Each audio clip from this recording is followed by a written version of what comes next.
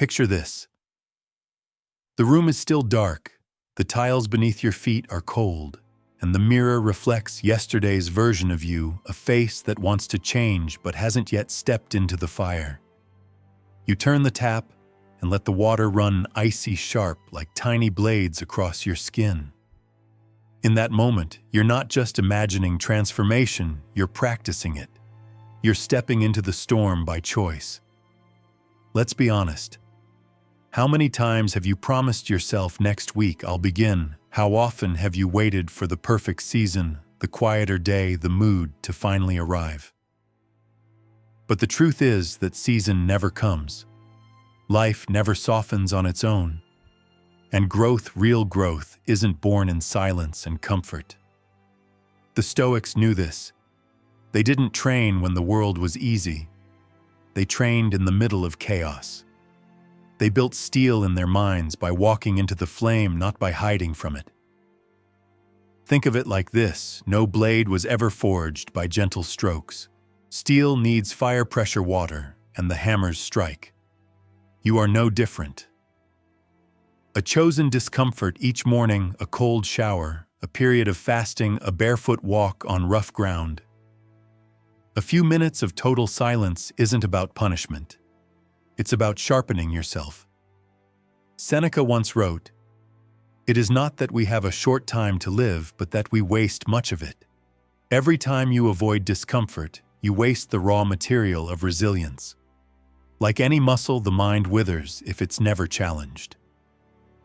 Carl Jung observed, "People will do anything, no matter how absurd, to avoid facing their own soul. And that's why we fear silence, cold, or hunger. It isn't the chill that terrifies you. It isn't the emptiness in your stomach. It's what rises inside when distractions are gone, the truths you've buried under convenience, the fears you've numbed with scrolling, the voice you've been running from." Pause. Sit with that discomfort long enough to hear it. This isn't about becoming unfeeling.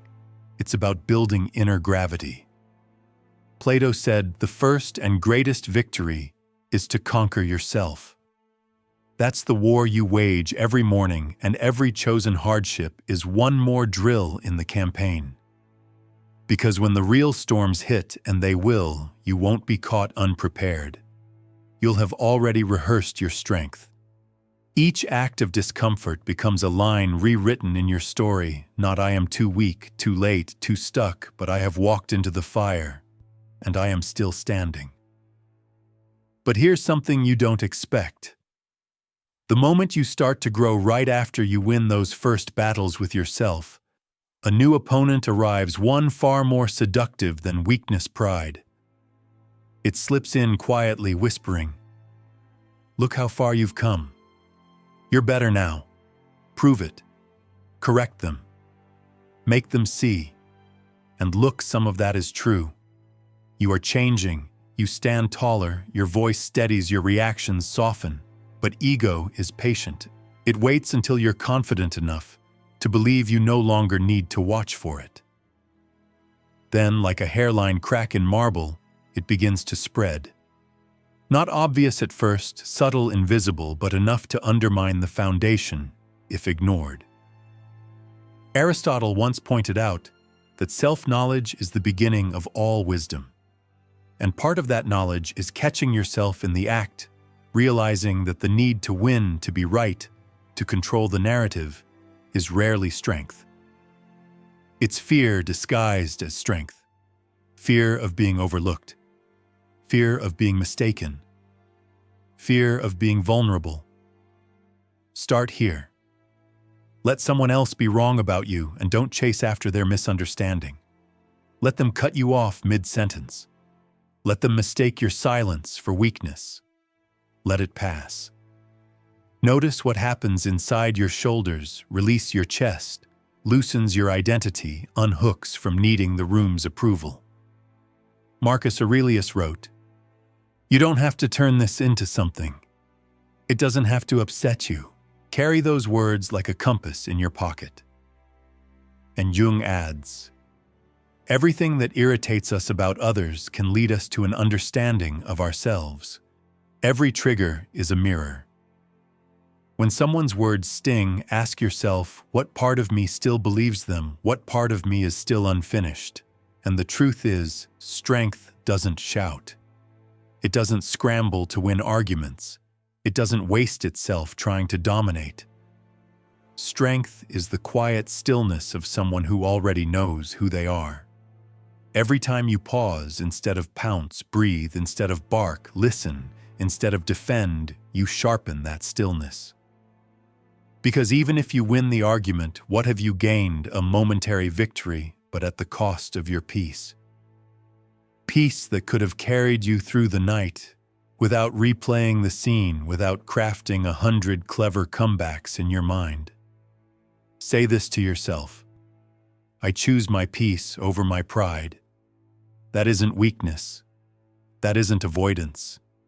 That is discipline. That is direction. Here's your anchor. When the day's noise grips you tight, when worries swirl like a storm in your chest, there's a way to loosen their hold, rise above. Not metaphorically at first, but in your imagination. Step outside your body.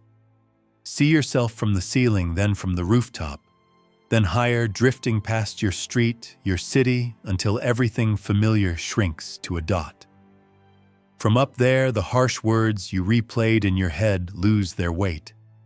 The email that knotted your stomach becomes just one message in a sea of billions. The tension you carried all afternoon fades into background static. Astronauts describe this perspective as life-altering, the overview effect. Marcus Aurelius practiced his own version every night. He called it the view from above. For him, it wasn't escapism. It was medicine, a way to quiet the false urgency that presses down on us until we suffocate. Think of it like this: your problems don't vanish when you zoom out. They shrink into proportion. The boulders that felt impossible to move reveal themselves as stones you can carry. You stop drowning in them because you've finally seen the ocean they float in. Socrates once said, "The unexamined life is not worth living." Examining doesn't mean reliving. It means observing without judgment, then releasing. Jung wrote that people grow like plants in the soil of their past.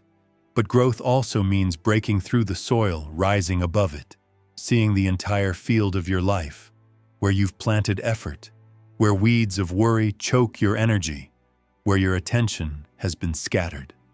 Plato gave us the image of the chariot reason holding one rein, passion the other. Without perspective, passion drags us into chaos. With perspective, reason steadies the path. That's what the view from above gives you, not cold detachment, but balance. Breathe. Inhale, then lengthen the exhale. Let your chest soften as you imagine yourself from the sky, watching the tiny swirl of human life below. It doesn't erase your duties. It doesn't dismiss your struggles. It simply reminds you they are not the whole of existence. When you return to your bed at night after this exercise, you don't feel lighter because nothing matters. You feel lighter because everything finally matters only as much as it should. If you're ready to feel lighter, don't start by adding more goals, more tasks, more noise. Start by asking yourself, what am I done carrying? The world trains us to think achievement always means addition, more tools, more hustle, more checklists. But the Stoics understood a deeper truth. Mastery isn't addition, it's subtraction. Take out a blank page not to fill with ambitions, but to carve away the unnecessary. Write your refusals like boundaries drawn into stone. I refuse to explain myself to people who are not listening. I refuse to waste energy performing stress just because the world is noisy. I refuse to chase approval when silence would serve me better. Each sentence is more than words, it's a reprogramming of your inner compass. When you commit to refusal, you reclaim authority over your emotional energy. Suddenly, the weight you thought was unavoidable begins to slip from your shoulders. That's your reset.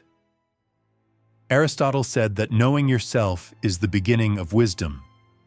But you cannot know yourself if you are constantly rehearsing performances for an audience that doesn't matter. Self-knowledge requires space, and space appears only when you stop scattering your attention across every expectation, every distraction, every false urgency. Let that be your compass.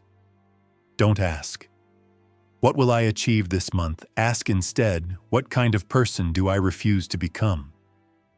That single pivot changes everything. Suddenly your calendar isn't a battlefield of obligations. It's a sanctuary of clarity. You stop being dragged into endless debates and start guarding your energy like it's sacred. Week by week, this subtraction sharpens your values. You don't have to announce them. You simply live them. Peace stops being a fragile mood that comes and goes. It hardens into a quiet policy, a principle you protect. And look, that's strength most people overlook. Not the strength of doing more, but the wisdom of no longer wasting yourself on what never belonged to you in the first place. So here's the move. Don't try to reinvent your entire life in a month. Don't drown yourself in 30 new habits, each one destined to be abandoned halfway through. Instead, choose one ritual, a single non-negotiable act that stamps itself onto every day like a seal pressed into wax. It doesn't have to look dramatic. Maybe it's a silent walk at dawn when the streets are empty and the air is sharp and no music or notifications can invade your steps. Maybe it's one paragraph of honest journaling each night where you meet yourself without excuses or exaggeration. Maybe it's the cold shock of water every morning, reminding you that you don't wait for easy things, you choose what strengthens you. Carl Jung once said, "You are what you do not, what you say you'll do." That's why one consistent act has more weight than 1,000 scattered promises. It isn't about proving anything to others. It's about creating a mirror you can't look away from. Every time you keep the ritual, you're quietly repeating to yourself, "This is who I am now." Place your hand on your heart and imagine saying it not as words, but as presence. Because over time, the ritual stops being a task you perform. It becomes a rhythm that carries you even on the days you feel weak. Resistance grows quieter, excuses lose their grip, and in their place rises something steadier than motivation discipline. Aristotle taught that we are what we repeatedly do. Excellence, then, is not an act, but a habit. Your one ritual is the seed of that excellence. Not a performance, not a stunt, but a vow. A vow you renew daily, even in silence. And here's the hidden truth. People around you may not even notice what's changed. They won't see the ritual itself, but they'll feel the way you've shifted the calm in your tone, the slower rhythm of your words, the way you respond instead of react. That quiet gravity is born in the act you refuse to skip. So choose carefully. Because that one ritual will not just shape your mornings or evenings. It will shape the person you are becoming, the person who no longer waits for motivation, but lives from identity. Pause, breathe, and remember. Transformation doesn't come in a flash of lightning. It arrives quietly through days stitched together by choice. 30 days from now, when you stand in front of the mirror, the difference won't be a stranger staring back. It will be the version of you that finally stopped postponing strength. You've stepped into fire by practicing discomfort, and you've learned not to flinch. You've stared down the ego, refusing to let pride poison what you've built. You've floated above your own life, regaining proportion when the world pressed false urgency into your chest. You've chosen subtraction over endless addition, saying no, where once you scattered fragile yeses. You've carved one ritual into your days, and it has become a vow written not on paper, but in your posture, your tone, your presence. That hits differently when you realize how simple the ingredients really are. Cold water, silent minutes, a blank page, a boundary spoken in quiet conviction. They look ordinary from the outside, yet together they bend the trajectory of your life. Presence becomes your power. Peace stops being accidental and turns into a policy you enforce with discipline. And the truth is, you won't need to announce any of it. You won't need to post about how you've changed. People will feel it in the way you hold eye contact, in the way you carry disappointment without bitterness, in the way you choose not to spiral when things fall apart. That's the kind of gravity the Stoics trained for, unshakable, understated, undeniable. So here's your anchor. When you drift, because you will drift, you don't collapse. You return. You recommit. Quietly, daily, with grace. Socrates once said, "Be as you wish to seem." Maybe this is the modern version of that wisdom, not pretending, but becoming. Not waiting for some future breakthrough, but creating one with steady ritual, with subtractive clarity, with chosen discomfort. In a world addicted to noise, your quiet will feel like rebellion. In a culture obsessed with proving, your refusal will feel like strength. And one morning soon, you'll realize you are no longer becoming, you already are. Not because life grew easier, but because you chose to grow stronger. So stay steady, stay sharp. And when you need a reminder, look again at the mirror 30 days from now. The person staring back won't just be recognizable, they'll be undeniable.